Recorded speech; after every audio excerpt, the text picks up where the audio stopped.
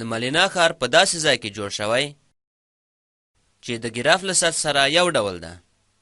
له کور څخه د خپل بایسکل په واسطه له -3 کامه 4 ټکي څخه د لوبو ډګر خواته د -3 کامه -7 ټکي ته ځي.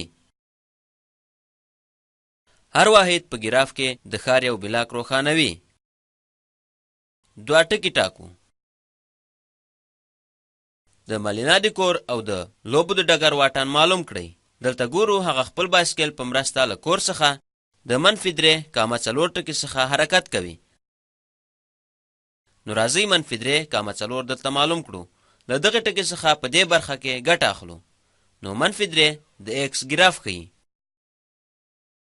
نو تر 3 کیڼ خواته ځو. 1 2 3.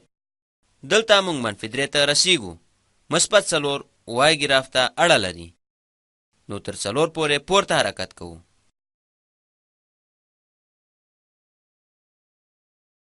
نو تر 3 د کیڼ خواته لاړو.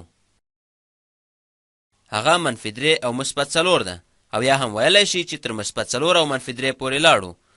دغه زموږ لپاره دا وایي چې په افقي محور کې مو څه ترسره کړل، او دا هم موږ لپاره وایي چې په عمودي ګراف کې مو څه ترسره کړي. هلته د هغه ځای ده. اوس موږ دا پیدا کوو چې د لوبو ډګر چیرته ده. په -3 کامه -7 کې شتون لري. موږ تر -3 په افقي محور کې او وروسته تر -7 په عمودي محور کې لاړو. نو دلته -3 کامه -7 ته ورسېدلو. اوس اړتیا لرو پوه شو چې د کور او د لوبو ډګر واټن څومره ده. اوس کولی شو وشمیرو یا هم هغه محاسبه کړو. که وغواړو هغه وشمیرو. 1 2 3 4 5 6 7 8 9 10 11 12 14. نو دلته لیکو. بله لاره چې کولی شو په هکله سوچ وکړو دا ده چې هغه د ایکس له محور سره یو ډول دي. هغه دواړه د ایکس په -3 کې شتون لري. یوازینی توپیر د دې دواړو ترمنځ دا دی چې د وای په محور کې څه بدلون راځي. دغه په مثبت 4 کې ده او دغه په -7 کې ده. مثبت 4 او -7 مونږ کوښښ پر دې کوو چې د 4 او 7 ترمنځ توپیر پیدا کړو. که مو ویلې وي چې 4 -7 دغه واټن مو دلته ترلاسه کړی وای، نو 4 تفریق د -7 لرو چې له 4 جمع سره یو ډول ده چې په حقیقت کې 11 کیږي.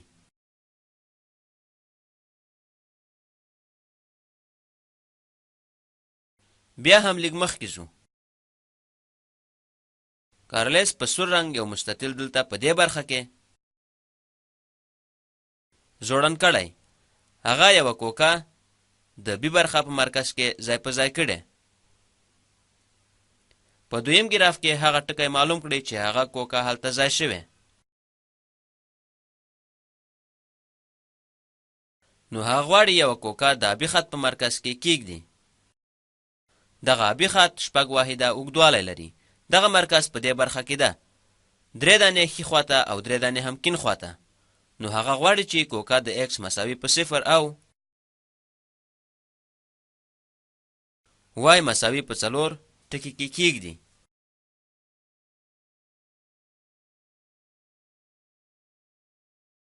او هغه هم دغه ټکی ده په دې برخه کې. اوس خپل ځواب ګورو. یو بل هم ترسره کوم. د الف ښار د ب ښار سره د یو اورګاډي په واسطه په -1 کامه 3 ټکي کې اډه لري. هغه وینو. د اورګاډي لار په آبي رنګ شوی چې یو ډول ده. کوم ښار د اورګاډي اډې ته نږدې ده؟ الف ښار که ب ښار؟ هغوی له موږ څخه نه پوښتي د کارغه الوتل څه ډول دي، یا هم هغه فاصله چې هغه الوتل پیلوي. په حقیقت کې هغوی وایي کوم ښار د اورګاډي اډې ته نږدې ده. که تاسو د اورګاډي لاره په دې ډول وګورئ، نو الف په دې برخه کې د اورګاډي په لاره لاړ شي. مجبور یاست چې 1 2 3 4 5 او شپږ ټکي د ایکس په محور کې مخکې لاړ شي. وروسته 1 2 3 4 او 5 د وای په محور کې مخکې ځو. نو دلته به تاسو اړ یاست چې تر 11 ته لاړ شئ. که له بي ټکي څخه لاړ شئ 1 2 3 4 5 6 7 8 9 10 او 11 د ایکس په محور کې مخکې ځئ.